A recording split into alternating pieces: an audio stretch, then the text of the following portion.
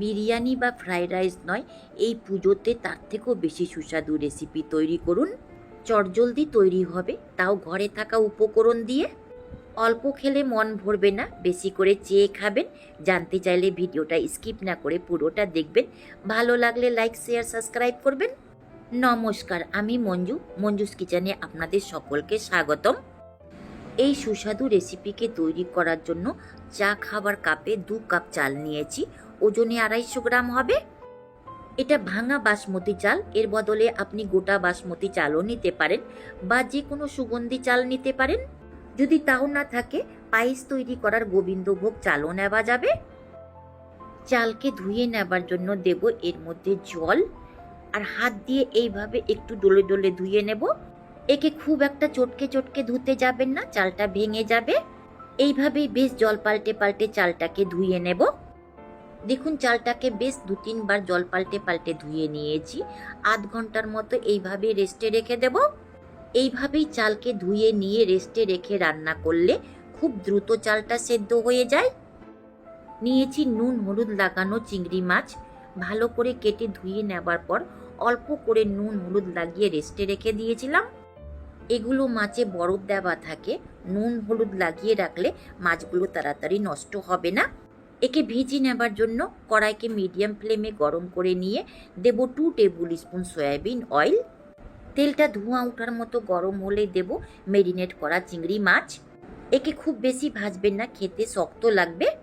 High ফ্লেমে 2 side থেকে মিলিয়ে 3 থেকে 4 মিনিট ভেজে নেবেন। এক সাইডে 1 থেকে 2 মিনিট ভেজে নেবার পর একে উল্টে ভাজুন। এইভাবেই উল্টে পাল্টে 3 থেকে 4 মিনিট ভেজে নেবার পর একে বের করে নেব। দেখুন, ভাজা হয়ে গেছে।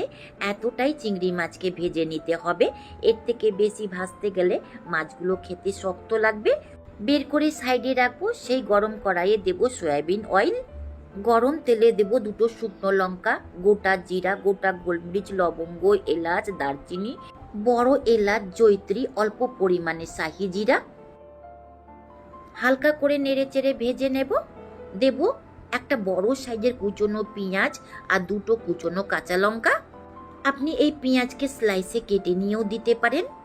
মিডিয়াম ফ্লেমে মিশিয়ে নিয়ে একে সফট হওয়া পর্যন্ত ভেজে নিতে হবে। একে সফট হওয়া পর্যন্ত ভাজতে 5 থেকে 6 মিনিটের সময় লেগেছে। দেব 2 মিডিয়াম সাইজের কুচনো টমেটো আর স্বাদ মতো নুন। যদি এই রেসিপিতে দই ব্যবহার করে থাকেন তবে টমেটোর পরিমাণটা কমিয়ে দিবেন। মিশিয়ে নিয়ে 5 মিনিট মতো ভেজেছি, টমেটো সফট হয়ে গেছে। দেব এর মধ্যে 1 টেবিল স্পুন করে কাজু কিশমিশ। যদি কাজু কিশমিশকে ভেজে ব্যবহার করে থাকেন তো রেসিপির শেষে দিবেন, আমি ভাজিনি তাই আগে দিলাম। মিশিয়ে নিয়ে 1 মিনিট মতো ভেজে নিয়েছি। দেব এর মধ্যে 1 টেবিল স্পুন আদা রসুন বাটা। একে খুব বেশি ভাজার দরকার নেই, মিশিয়ে নিয়ে 1 থেকে 2 মিনিট ভাজলেই এর কাঁচা গন্ধ চলে যাবে।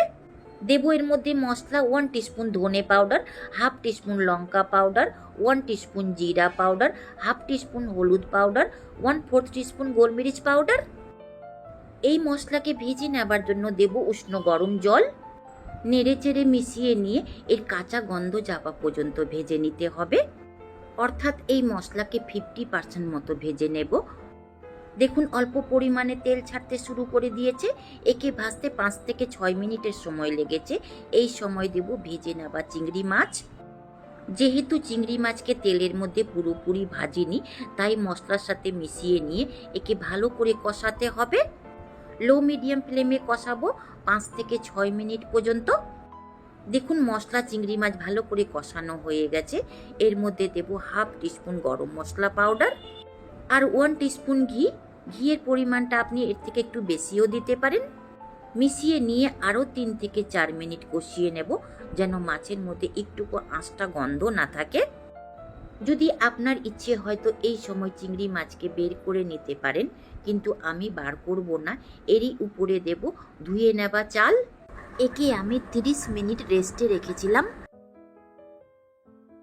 নেড়ে চেড়ে মিশিয়ে নিয়ে চালকেও 5 থেকে 6 মিনিট ভেজে নেব। আপনি আলাদা করেও চালকে ঘিয়ে ভেজে নিয়ে দিতে পারেন। লো মিডিয়াম ফ্লেমে একে ভাজতে হবে, হাই বা মিডিয়ামে নয়, তলাতে পুড়ে যেতে পারে। দেব এর মধ্যে ফুটন্ত গরম জল, যতটা চাল নিয়েছিলাম তার ডবল জল। 2 কাপ চালের মধ্যে ফুটন্ত 4 কাপ জল দিয়েছি। ঠান্ডা জল ব্যবহার করবেন না, কুকিং প্রসেসটা বন্ধ হয়ে যাবে। মিশিয়ে নিয়ে ঢাকা দিয়ে রান্না করব। আর লবঙ্গ দিয়ে এই ছিদ্রটাকেও বন্ধ করে দেব। ফ্লেমকে একদমই লোতে করে দিয়েছি। 5 মিনিটের পর ঢাকাটা সরিয়ে হালকা করে নেড়ে দেব, যেন নিচেকার চালগুলো উপরে চলে আসে। আবার ঢাকা দিয়ে রান্না করব। লো ফ্লেমেই রান্না করেছি 10 মিনিট মতো। ঢাকাটা সরিয়ে দেব।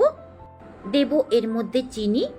চালটা সেদ্ধ হয়ে যাবার পরই এর মধ্যে চিনি ব্যবহার করবেন, না তো চালের কুকিং প্রসেসটা বন্ধ হয়ে যাবে। দেব এর মধ্যে 1 টিস্পুন ঘি।